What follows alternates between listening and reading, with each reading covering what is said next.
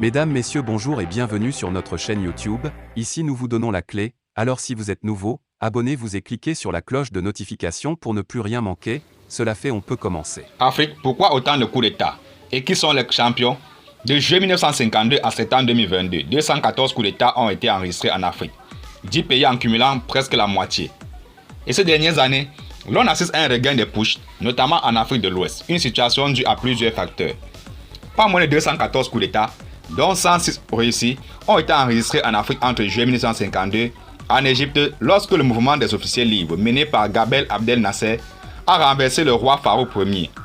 Et le 30 septembre 2022, au Burkina Faso, lorsque le capitaine Ibrahim Traoré a renversé le colonel Paul-Henri Sandaogo Damiba. Le continent est ainsi, de loin, le leader au niveau mondial en termes du nombre de putschs, sachant que depuis 1950, seulement 486 putschs ont été enregistrés dans le monde selon un décompte de VOA News. Sur les 54 pays du continent, 45 ont au moins enregistré une tentative de coup d'État. Et le Soudan, avec 17 putschs dont 6 réussis, occupe le rang peu enviable de champion des coups d'État. Devant les pays comme le Burundi, 11 dont 5 réussis, le Ghana 10 sur 5, la Sierra Leone 10 sur 5, les Comores 9 sur 4, le Burkina Faso 9 sur 8, le Nigeria 8 sur 6, le Mali 8 sur 5, la Guinée-Bissau 8 sur 4 et le Bénin 8 sur 6. Seulement, après une période d'instabilité, dans le sillage de la fin de la division du monde en deux blocs, l'Afrique semble, depuis quelques années, renouer avec les coups d'État. En l'espace de 2 ans, 6 coups d'État réussis ont été enregistrés au niveau du continent, dont 5 en Afrique de l'Ouest.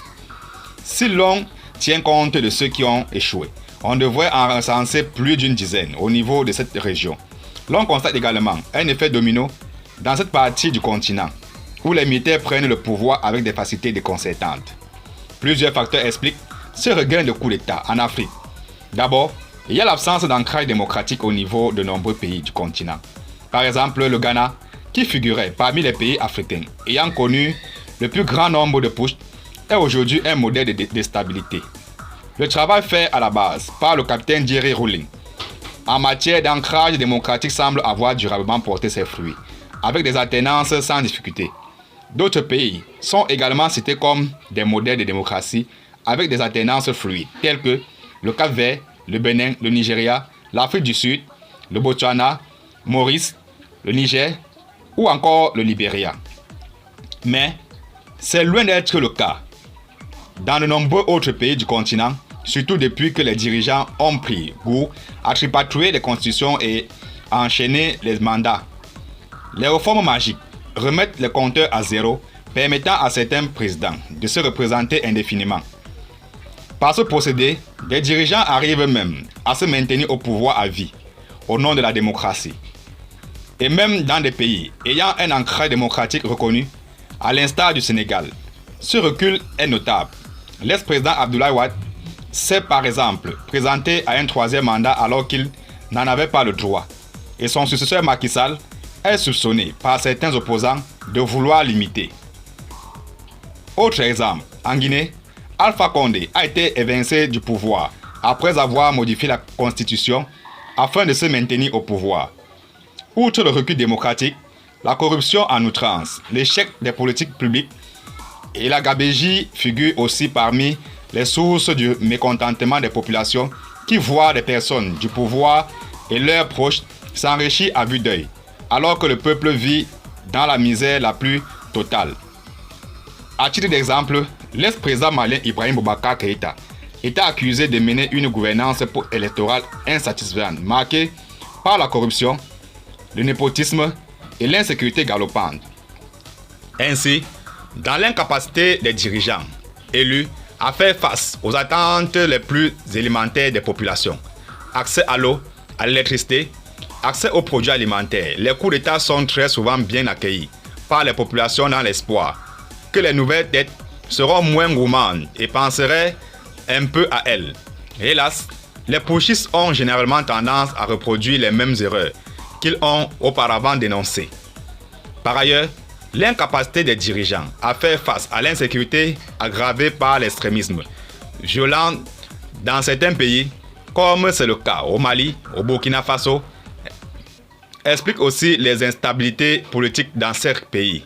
D'ailleurs, les derniers coups d'État enregistrés au niveau du continent ont eu lieu dans des pays figurant parmi ceux considérés comme des moins développés et instables du continent, Mali, Burkina Faso, Guinée, Soudan. Il ne faut pas non plus négliger le facteur géopolitique, comme les premières années d'indépendance durant lesquelles les pays africains étaient tiraillés entre les blocs de l'Ouest et de l'Est, avec des coups d'État souvent commandités ou soutenus par l'un ou l'autre. Actuellement, ce sentiment anti-français domine en Afrique de l'Ouest. Et les putschistes surfent sur cette vague pour s'assurer une certaine popularité auprès de certaines couches de la population et de la société civile. Par ailleurs, ces putschs s'expliquent aussi par leur facilité, presque sans grande effusion de sang. Quelques tirs en l'air et tout rentre dans l'ordre, sans grand risque pour les putschistes. D'ailleurs, un putsch sur 2 réussis, 106 réussis contre 108 ratés. Enfin, il y a le fait que les hommes en kaki en Afrique aiment le pouvoir.